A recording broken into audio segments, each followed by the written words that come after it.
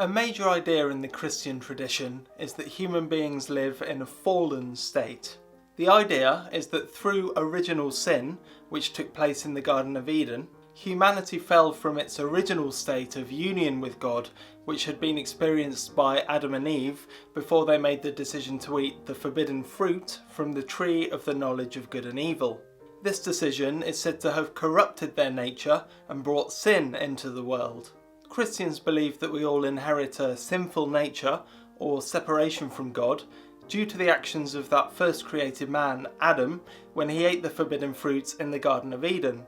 Many believe that the serpent in the story, which tempts Eve to take the forbidden fruit, is the devil, also referred to by Christians as Satan or Lucifer, an angel which has itself fallen from God. There is no doubt that this story has mythical qualities, even if many Christians do believe it to be literally true. For our purposes, we are concerned with the relationship between God and man, and whether there has been a fall away from God, as that story suggests. It's difficult for me to understand how anything can exist in a state of separation from God. What is it that creates, sustains, moves and animates the world, if not God? Would a tree really know how to grow itself without God being the active agent that grows the tree? I cannot understand how this would be so.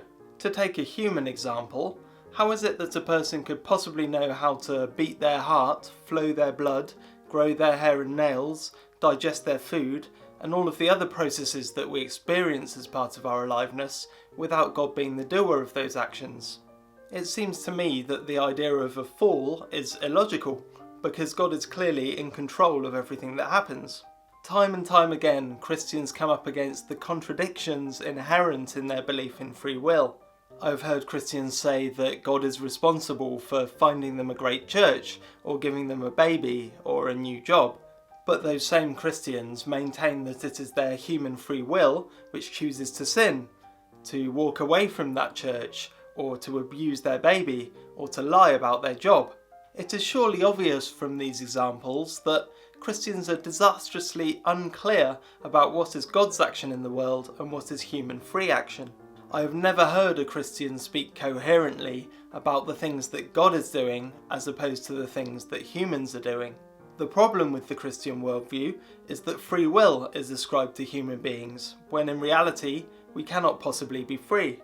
If God is omnipresent, as many theologians agree he is, then it must be the case that God is responsible for all action and not just some action. Everything that happens must be the result of God acting in the world. There never was a fall away from God, and there never can be. A much more sensible approach to theology is to realise that God is necessarily everywhere and in control of everything. Once we admit this truth, we can then start to form a worldview and a theology that is logical because it relates to reality rather than to a myth, like the myth of the fall, which cannot make sense of the way the world really is. How do you understand the separateness between humans and God that Christians argue exists? Feel free to leave your thoughts in the comments below. In the next video, we'll be taking a look at Calvinism, and I'll explain why I believe Calvinist thinking to be an error when it comes to the question of free will and the God-world relationship. Thank you for watching, and I'll see you in the next video.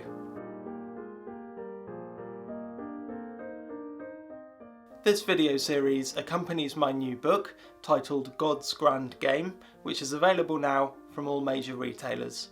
If you enjoyed this video, please hit the like button and subscribe and ring the bell to be notified of future videos.